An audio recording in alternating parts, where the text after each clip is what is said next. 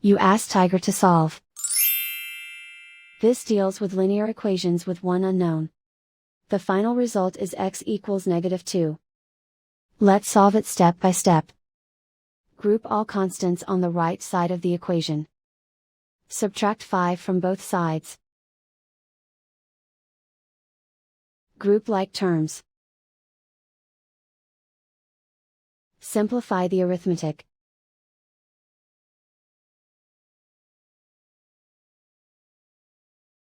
Isolate the x.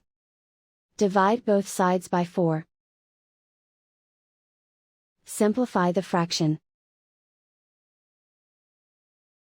Find the greatest common factor of the numerator and denominator. Factor out and cancel the greatest common factor. And so the final result is x equals -2.